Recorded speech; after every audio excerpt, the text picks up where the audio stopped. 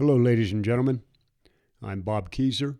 This is the Son of Man Urantia Project.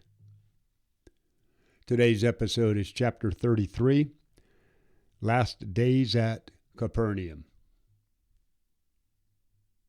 As Jesus worked to strengthen his followers that Saturday night, April 30th, the Sanhedrin was meeting with Herod Antipas in Tiberias. They wanted him to arrest Jesus. They did their best to convince Herod that Jesus was inciting the people to rebel against him, but he refused to see Jesus as a political problem. Herod's advisors had told him that the people did try to make Jesus king, but they also told him that he had refused. Chuza was a member of Herod's official family, and his wife was a member of Jesus' woman's corps. Chuza had told Herod that Jesus had no intention of meddling in humanity's affairs on earth, that he was only concerned with establishing a spiritual brotherhood that he called the Kingdom of Heaven. Herod believed Chuza, and he refused to interfere with Jesus. Furthermore, Herod was one of those people who believed in nothing but feared everything, and he had a superstitious fear of John the Baptist. He felt guilty for putting John to death, and he did not want to become entangled in all the scheming around Jesus. He knew that Jesus had apparently healed many people, and he regarded Jesus as either a prophet or some harmless religious fanatic. The Sanhedrin, in turn, then threatened to tell Caesar that Herod was covering up for a traitor against the realm. Those comments infuriated Herod, and he kicked the Sanhedrin out of his palace. That is how matters stood for the following week as Jesus prepared his followers for their coming dispersal. A week of counsel. During the week between May 1st and 7th, Jesus held a series of confidential talks with only his most tried and trusted followers. They were in more or less seclusion and met 3 times a day, morning, noon, and night. At this point, there were only about 100 disciples who were courageous enough to take a stand against the Pharisees and publicly declare their allegiance to Jesus. Other smaller groups of people, never more than maybe 50 at a time, would meet down on the beach, and one of the apostles or evangelists would teach them. On Friday, the order came down from the Pharisees in Jerusalem that the synagogue at Capernaum was closed to Jesus and all of his followers. Jairus then resigned as Chisan and openly supported Jesus. On Saturday afternoon, May 7th, Jesus held the last meeting on the beach and spoke to less than 150 people. That day marked the low point in his popularity. From then on, a new following was built from the slow but steady influx of people who were better grounded in their faith, and this resulted in a healthier and more dependable group of believers. The transition stage of melding materialistic ideas with the kingdom of the kingdom with Jesus' more idealistic and spiritual teachings was now over, and Jesus emphasized the enormous scope of the gospel's far-reaching spiritual implications. A week of rest. On Sunday, May 8th, AD 29, the Sanhedrin ordered that all the synagogues in Palestine were closed to Jesus and his followers.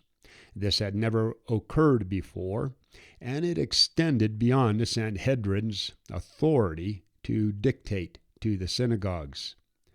Each synagogue outside of Jerusalem was independent under its own board of governors, and the Sanhedrin only had jurisdiction over the ones in Jerusalem. So when the Sanhedrin issued this order, 5 of their members resigned in protest. The Sanhedrin then sent out 100 messengers to enforce this new rule, and in only 2 weeks, every synagogue in Palestine, except the one in Hebron, whose leaders rejected the Sanhedrin's authority, obeyed the order and closed their doors to Jesus. The leaders of the Hebron synagogue did not disobey Jerusalem because they were sympathetic to Jesus, but rather because the Sanhedrin had overstepped their authority. A short time later, that synagogue burned down. Earlier that morning, Jesus had urged his followers to go home or to visit friends and rest their troubled souls for a week. He asked them to cheer up and encourage their families and to go to your favorite places to play or fish while you pray for the extension of the kingdom. Jesus went fishing with David Zebedee several times, and he was able to visit many of the members of his family and the other groups along the beach. Even though Jesus went out by himself much of the time, there were always 2 or 3 of David's most trusted messengers shadowing him. They had been given specific orders by David to protect Jesus. During this week, there was no public teaching. Nathanael and James Zebedee became ill, and for 3 days they had painful stomach aches. Salome, James' mother, cared for them at first, and then on the 3rd night, Jesus sent her home to rest, and he took over tending for his 2 apostles. Jesus could have performed a miracle and healed them at once, but that is not how he or our Father help us to deal with our daily problems. Never once did Jesus use supernatural ways to benefit his family or his immediate followers. For evolving mortal souls, the experience of meeting obstacles is part of our training and growth to perfection. Our spiritualization requires the experience of solving a wide range of universe problems. Our animal nature keeps us from growing when life is easy. The stimulation we get from working through obstacles quickens our mind and soul and helps us to reach higher levels of spiritual understanding. The Second Tiberius Conference.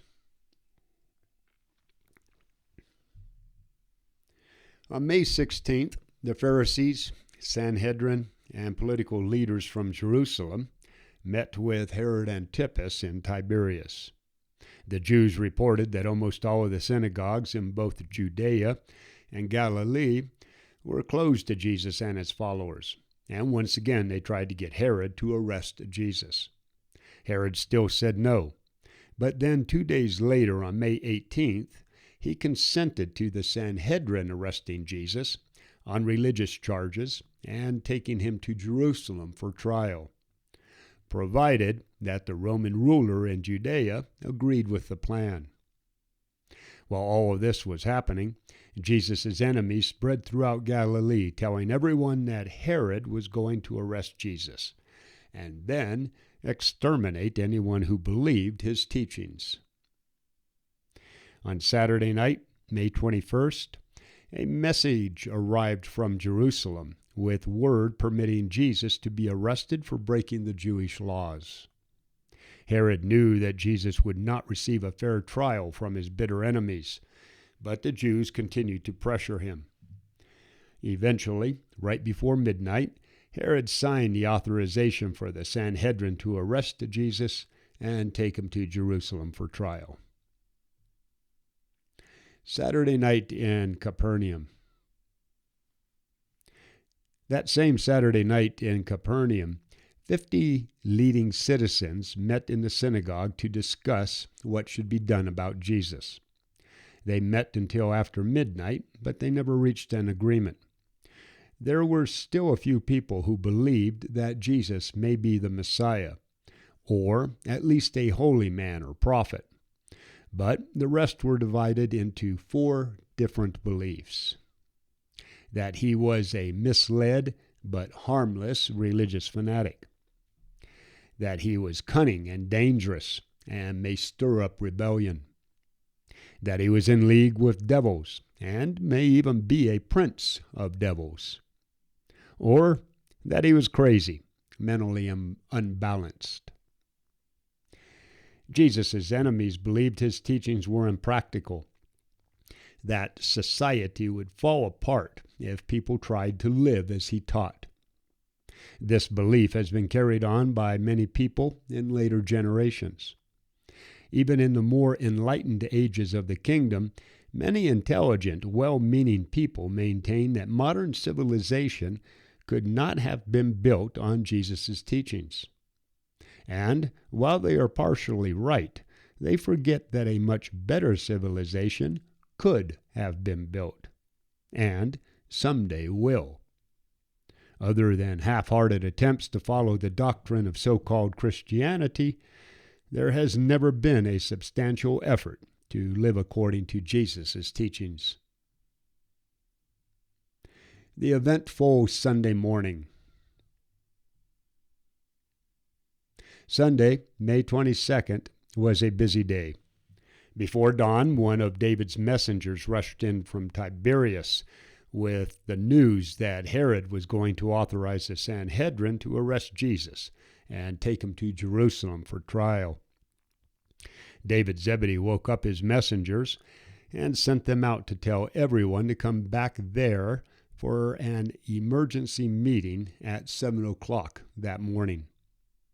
When Jude's sister-in-law, Jude, Jesus' brother, heard the news, she took it on herself and let the family know about the meeting. Mary, Jude, Ruth, James, and Joseph attended. At the meeting, Jesus gave everyone their final instructions before they split up and everyone left Capernaum. Jesus said to look to God for guidance and to continue the kingdom's work regardless of the consequences. The evangelists, except for the 12 that he selected to go with him, were on their own to do as they saw fit until he called for them. The original 12 apostles were to stay with him no matter what happened, and the 12 women he told to stay at Peter's and Zebedee's houses until they heard from him. Jesus told David Zebedee to continue his countrywide messenger service. When they parted, David said, "Go do your work, Master. Do not let the bigots catch you, and never doubt that the messengers are following you. My men will never lose contact with you, and through them you will know about the other parts of the kingdom, and from them we will know all about you. Nothing that may happen to me will interfere with this service, because I have appointed first and second leaders, even a third. I am not a teacher or a preacher, but it is in my heart to do this, and no one can stop me." After the meeting, about 7:30 in the morning, Jesus spoke his farewell words to about 100 believers who had gathered inside. It was a solemn occasion, but Jesus was cheerful and once more his normal self. The seriousness of the last several weeks had lifted, and Jesus invigorated everyone, speaking of hope, faith, and courage. Jesus' family arrives.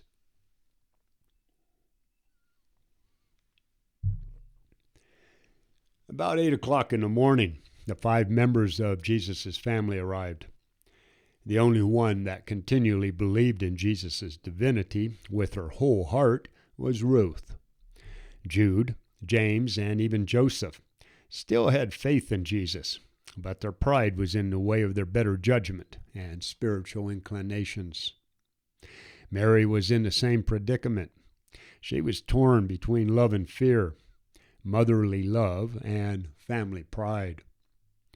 But even though Mary had her doubts about her son, she was never able to forget Gabriel's visit before he was born. The Pharisees had been trying to convince her that Jesus was crazy, that he was not rational, and urged her to take her sons and convince him to stop his public teaching. They assured Mary that Jesus would soon have a physical breakdown, and that he would disgrace the entire family if he was allowed to go on preaching. Mary and the family had been gathered at her home meeting with the Pharisees the night before they received word from Jude's sister-in-law. After that long talk that went well into the night, most of them were more or less convinced that Jesus was, and had been, acting strangely. The only one not in agreement was Ruth. While she could not explain what Jesus was doing, she reminded everyone that he had always treated his family fairly, and she refused to have anything to do with stopping him from completing his mission. On the way to Zebedee's house, Mary and the others agreed to try and convince Jesus to come home with them. Mary said, "I know I could influence my son if he would only come home and listen to me." Jude and James had heard the rumors about the plan to arrest Jesus and to take him to Jerusalem for the trial. They were also afraid for their own safety. Jesus' family had let events continue as long as Jesus was still popular with the people. But now that the Sanhedrin in Jerusalem and the people in Capernaum had turned against him, they were starting to feel disgraced and embarrassed. Mary and the others expected to take Jesus aside and urge him to return home with them. They intended to assure him that they would forget and forgive that he had rejected them or neglected them, if he would quit being foolish and preaching a new religion that brought trouble and dishonor on the family. Ruth would have nothing to do with their plan and said, "I will tell my brother that I think he is a man of God and that I hope he would be willing to die before he would allow those wicked Pharisees to stop his preaching." Joseph then promised everyone that he would keep Ruth quiet while the others worked on Jesus. When the family arrived at Zebedee's house, Jesus was in the middle of his farewell to the disciples. Mary and the others tried to go inside, but it was too crowded. Instead, they went around to the back porch and had a message passed from person to person to Jesus. It said that they had arrived and that they wanted to talk with him. When Simon Peter received the message, he whispered to Jesus, "Your mother and your brothers are outside, and they are anxious to talk with you." Mary did not realize the importance of the speech she was interrupting, and she was not aware that the authorities were going to show up at any moment to arrest Jesus. She thought that after so long from his family, and the fact that she and his brothers had actually shown the grace to come to him, that Jesus would immediately stop what he was doing and rush over to them. This was another one of those times when Jesus' family did not understand his duty to his Father's business. So Mary and his brothers were deeply hurt when Jesus did not come over to meet them, and instead they heard his musical voice pick up volume as he said, "Say to my mother and my brothers that they should have no fear for me. The Father who sent me into the world will not abandon me, neither will any harm come to my family. Tell them to be of good courage and to put their trust in the Father of the kingdom. But after all, who is my mother and who are my brothers?" Then, stretching forth his hands toward all of his disciples assembled in the room, Jesus said, "I have no mother, I have no brothers. Look at my mother and see my colleagues. Those who do the will of my Father in heaven are my mother, my brother, and my sister." When Mary heard these words, she collapsed in Jude's arms. They carried her out to the garden, so she could recover while Jesus finished speaking to the disciples. When done, Jesus had intended to go out and talk with his family, but just then a messenger from Tiberias rushed in and told Andrew that the Sanhedrin would be there soon to arrest Jesus and take him to Jerusalem. Andrew forgot that David had posted 25 guards around the house so that no one could take them by surprise. So he asked Jesus what they should do. Jesus stood in silence. Mary was in the garden recovering from having heard Jesus say, "I have no mother." Then a woman inside the house stood up and loudly said, "Blessed is the womb that bore you, and blessed are the breasts that nursed you." Jesus turned aside from Andrew and, looking at the woman, said, "No, blessed are they who hear the word of God and dare to obey it." Mary and Jesus' brothers thought that he had lost interest in them and that he did not understand them. But the reality was that it was them who did not understand Jesus. Jesus well knew how difficult it is for people to break with their past. He knew how people are swayed by the preacher's eloquence and how their conscience responds to emotional appeal, just like their mind responds to logic and reason. But he also knew that it was much harder to persuade people to disown their past. It will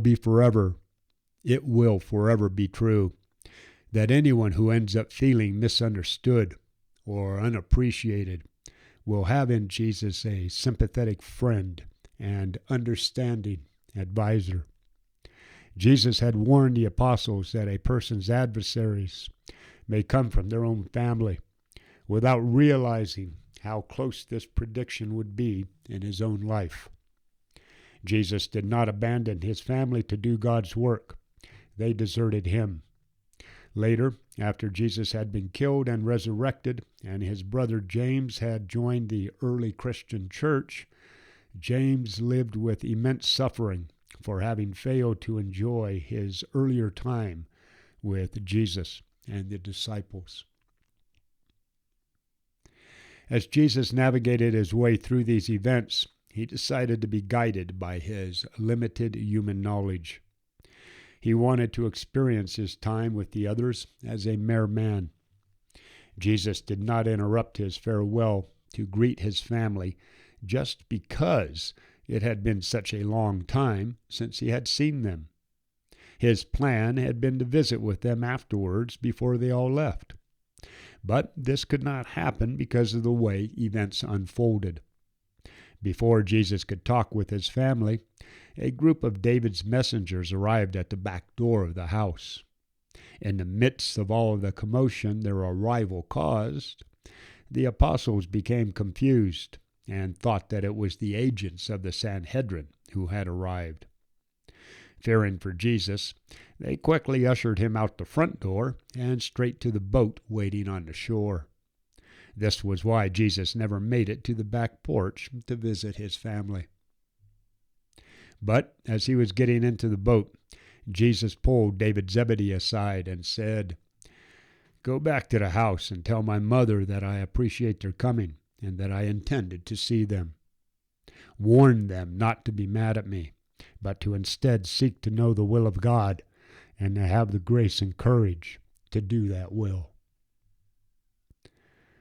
The hasty flight.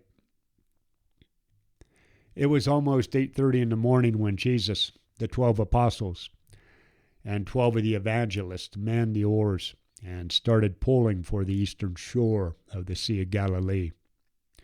They were escaping the agents of the Sanhedrin from Bethesda, with orders from Herod Antipas to arrest Jesus and take him to Jerusalem for breaking the Jewish laws.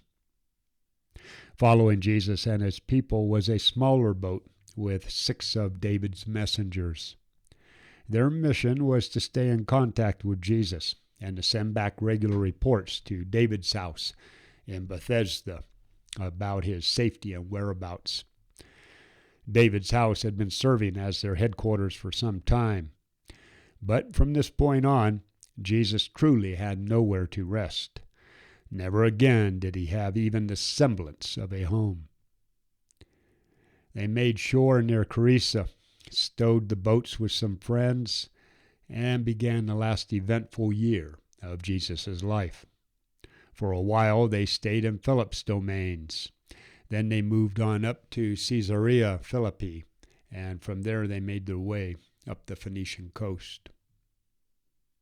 As the crowd at Zebedee's house lingered around watching the two boats fade out of sight, they were interrupted by the agents from Jerusalem who were there searching for Jesus. They would not believe that Jesus had escaped, so they spent most of the next week looking for him around Capernaum, while Jesus and the others made their way north through Bithynia. Jesus' family returned home to Capernaum and spent the next week talking, praying, and debating. They were anxious and confused. They enjoyed no peace until Thursday afternoon when Ruth, after visiting the Zebedees, returned home and told them that Jesus was safe, healthy, and making his way toward the Phoenician coast. Okay, everyone. That's it for chapter 33. Coming up next is chapter 34, Fleeing Through Northern Galilee. Defend your liberty. Protect those kids. Get out there and find some way to serve humanity for nothing more or less than the sake of God. Godspeed, everybody. Bobby Keyser. Out here.